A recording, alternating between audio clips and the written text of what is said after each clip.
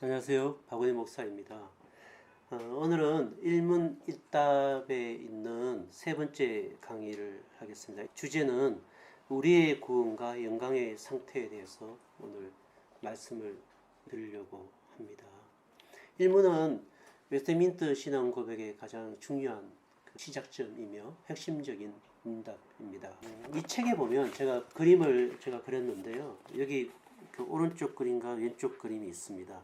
이 사람은 하나님이 자신의 삶의 도움으로 말미암아 자신의 모든 관계에 되는 것이 이제 존재 질서에서 뭐로 바뀐다 그랬죠? 관계 질서로 바뀐다고 얘기했습니다. 여기 보시면 이 사람은 공부를 하든 예배를 드리든 운동을 하든 돈을 벌든 결혼을 하든 사업을 하든 이 모든 것들은 존재 질서가 아니라 무엇이라고 했습니까? 하나님의 영광을 누리는 관계 질서라고 얘기했습니다. 그러니까 운동을 해도 그 속에서 누구를 누립니까? 하나님의 즐거움을 누리고 기쁨을 누립니다. 예배를 들어도 하나님의 영광을 누리고 선교를 해도 하나님의 영광을 누리고 사업을 해도 하나님의 영광을 누립니다. 그러니까 사업의 목적인 그 돈을 많이 버는 것이 목적이 아니라 그 가운데 누굴 누리는 겁니까? 하나님의 그 기쁨과 탁월함을 자신의 삶 속에 누리는 거죠. 이걸 뭐라 그러냐면 우리가 보통 하나님의 영광과 구원의 삶이라고 얘기합니다. 구원의 삶은 성공하는 삶이 아닙니다. 그죠? 우리가 순교지에 가서 순교도 하고 또 자신의 삶을 드리지 않습니까? 에콰도르 아우카족에게 선교를 하다 죽은 짐 엘리엇은 뭐라고 얘기했습니까? 영원한 것을 얻고자 영원하지 않는 것을 버리는 자는 바보가 아니다 라고 얘기했습니다. 짐 엘리엇은 하나님의 영광을 누렸기 때문에 선교 가운데 뭘 누리는 겁니까? 하나님의 영광을 누리는 것입니다. 그러므로 이 모든 것들은 하나님의 영광을 누리는 관계 질서가 되는 것이죠. 이것이 뭐라고요? 구원의 삶입니다. 구원의 삶은 하나님의 영광을 누리는 것이 구원의 삶은 성공의 삶이 아닙니다. 이미 우리는 구원을 받았기 때문에 우리는 완전한 인생의 영광을 가진 자들이에요. 그러니까 완전히 성공한 자예요. 사실은 하나님 외에 탁월한 영광이 어디 있습니까? 그러니까 하나님의 영광을 가진 자는 모든 것을 가진 자들입니다. 그죠? 오른쪽에 있는 그림을 보면 이 사람은 뭐냐면 자기의 영광을 위해 사는 자죠. 사실은. 그러니까 모든 관계 질서가 자기의 영광을 취하고자 하는 수단과 목적이 되는 존재 질서의 삶이 되는 것입니다. 이런 사람은 뭘 하든지 간에 자기의 영광을 위해 또는 자기의 성공을 위해 자기의 탁월함을 위해 모든 관계와 대상을 도구로 삼는 것이죠. 이게 불행한 것이죠. 이게. 그렇죠. 이거는 구원의 삶이 아니고 이건 육신의 삶이 되겠습니다.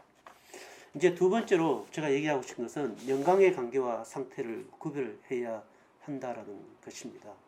여러분, 제가 하나님의 영광을 누리고 즐거워하십시오라고 얘기하면 하나님의 영광을 어떻게 누리고 즐거워하지? 이런 질문을 하실 것입니다. 그거는 제가 여기 웨스트민스터 신앙 소위를 문답을 강의하는 중에 나중에 칭의, 승하, 영하라는 구원의 삶의 질문과 답을 할 때 어떻게 하나님의 영광을 우리가 누리는 구원의 삶을 사는지에 대해서 좀 더 상세하게 구체적으로 여러분에게 다루어 드리겠습니다.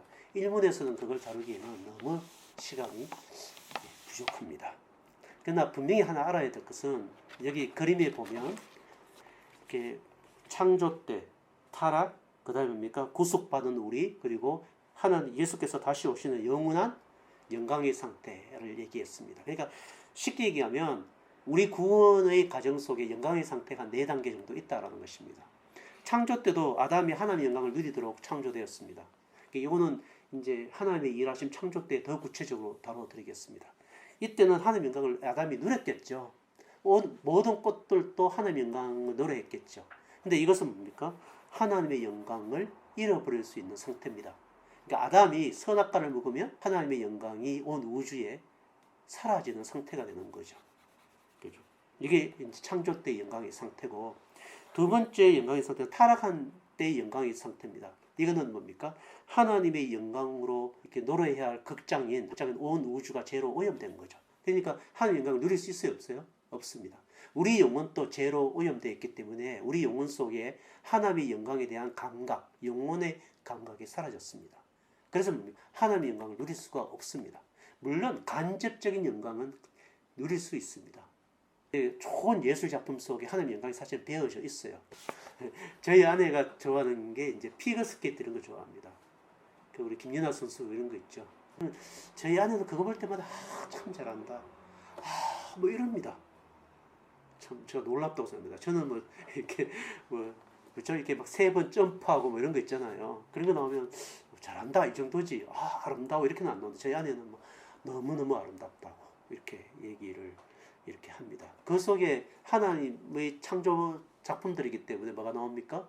아름다운 음악 속에 하나님 영광이 반사되어서 누릴 수는 있으나 그건 온전한 영광이 아닙니다. 왜요? 다 오염되어 있기 때문에 사실은요. 그게 타락한 상태의 영광입니다. 근데 우리가 예수 그리스도를 믿게 되면 어떻게 됩니까? 우리 영혼의 감각이 회복됩니다. 그래서 하나님의 영광을 누릴 수 있습니까? 없습니까? 누릴 수 있습니다. 또 우리가 아담의 창조 때 영광과 다른 점은 무엇입니까? 이 영광은 누가 주신 영광입니까? 우리 죄를 완전 속죄하신 예수 그리스도를 통해서 주신 영광이기 때문에 이 영광은 잃어버리지 않습니다. 완벽한 영광이죠. 그러나 문제점은 무엇입니까? 여전히 우리가 구원받았으나 우리 영혼이 거듭났으나 그래서 영광에 대한 영혼의 감각이 있으나 여전히 타락한 죄의 오염의 흔적들은 있을까요? 없을까요? 있습니다. 죄의 본성들이 있죠.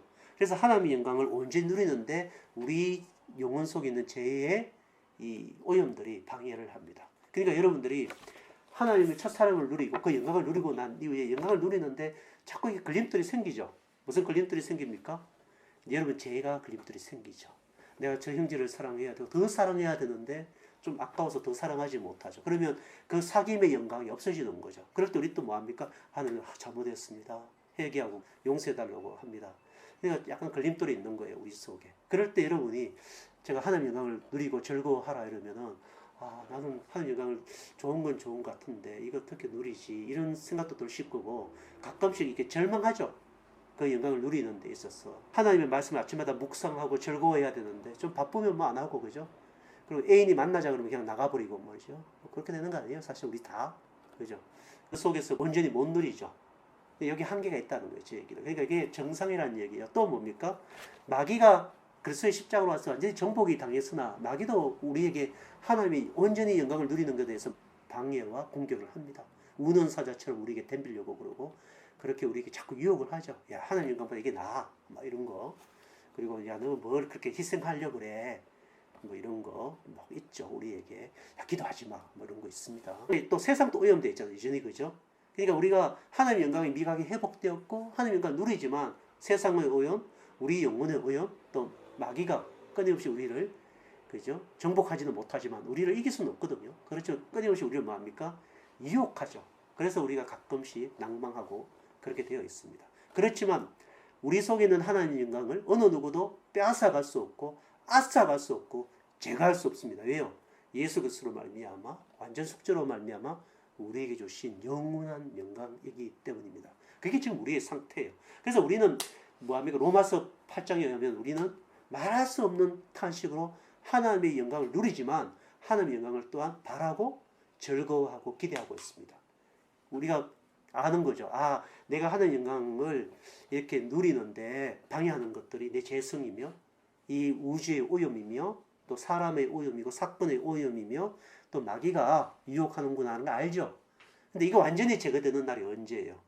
우리 주 예수 그리스도가 이 땅에 오시는 날 새하늘과 새 땅이 되며 이 땅은 죄의 오염이 하나도 없으며 나는 두 번째 부활의 몸으로 완전히 하나님의 영광을 완벽하게 누리는 영혼의 상태, 부활의 상태가 마귀는 어디가 있습니까? 더 이상 우리를 유혹하지 못하는 영원한 흥분 속에 들어가게 됩니다. 예수 그리스도의 재림을 그래서 우리는 뭡니까? 기다리게 되는 것입니다. 하나님의 영광을 누리는 신랑 신부 아닙니까? 예수 그리스도의 신랑 되신가? 신부 된 교회가 지금 하나님과 미래를 누리죠. 신랑과 신부는 미래를 누리는데 이게 자꾸 방해가 되는 거죠. 그러니까 우리는 늘 뭐합니까? 마라나타, 주님 오십시오. 빨리 오셔갖고 영원히 주님 당신을 완전히 누리는 그날을 우리는 기대합니다. 주님을 온전히 영원토록 즐거워하는 그날을 기대합니다. 우리의 신혼방으로 우리를 데려가 주십시오. 이런 탄식을 하는 것입니다. 이것이 우리의 영광의 상태인 것입니다. 그러므로 여러분이 지금 하나님의 영광의 미학도 회복되었고, 그리고 이게 순간순간 누리고 즐거워할 때 가끔 이렇게 실패하죠. 실패가 당연합니다. 뭐 왜 실패하지 이렇게 생각하지 마시고, 우리는 실패하고 때로는 절망에도 빠지기도 하고 우리의 연약함 때문에 실족도 합니다. 그렇다고 해서 하나님의 영광이 막 우리에게 떠나가거나 없어지거나 막 이러지 않습니다. 우리 주 예수 그리스도가 중보자가 되셔갖고 막 늘 우리 속에 계시고 성령이 날마다 탄식하시면서 그 영광을 누리도록 우리를 이끌어 가시고 우리를 온전히 누리도록 하나님께서 자신을 내어주는 일을 끊임없이 하시기 때문입니다. 두 번째는 하나님 영광의 상태에 대해서 얘기하려고 하는데요. 우리가 나중에 제가 구원론에 들어가면, 그러니까 칭의, 승하, 영화라는 부분에 들어가면 어떻게 우리 영혼이 하나님의 영광을 누릴 수 있는지에 대해서 좀 더 구체적으로 이야기하겠습니다. 근데 오늘 지금 얘기하고 싶은 것은 뭐냐면, 우리가 아침에 하나님의 말씀을 묵상하죠. 찬양하고 그럴 때 하나님의 영광을 누릴 수 있습니다. 저희 가정은 어떤 문제가 생기면 다 모여서 기도하고 찬양할 때 우리 아이들에게 이렇게 영광이 누리고 저도 영광을 누리고, 또 우리 막내는 이제 이렇게 기도하다가 잠이 오면 잡니다. 그냥 옆에서 아빠 이러고도 막 저한테 베개 베고 잡니다. 그럼 저는 이렇게 서다듬으면서 찬양하고 기도하고 이렇게 합니다. 그러면서 하나님의 영광을 누릴 수 있죠. 매일 묵상을 통해서도 누리고, 이게 잠잠한 하나님의 영광이죠. 그렇게도 우리가 하나님의 영광을 누리지만 때로는 극적인 하나님의 영광을 누릴 때가 있습니다. 여러분 잘 아는 기도 응답을 받은 조지 물러 목사님, 5만 번 기도 응답 받았던 영국 과의 아버지 조지 물러 목사는 원래 선교사로 가려고 했었습니다. 그러다가 영국으로 건너갔다가 이제 선교사로 파송을 받기 전까지 브리스톨이라는 작은 도시에서 목회를 하라고 이제 권면을 받아 브리스톨에서 목회를 하면서 선교사로 가려고 대기 중에 있었습니다. 근데 어느 날 길을 가다가 한 소녀를 만나게 됩니다. 그 소녀는 이제 동생을 업고 있었는데 배가 고파서 조지 물러에게 와서 빵값을 좀 달라고 그렇게 얘기를 했습니다. 그래서 조지 물러가 동전밖에 없어서 뭐 1펜인가 1실링을 이렇게 줬습니다.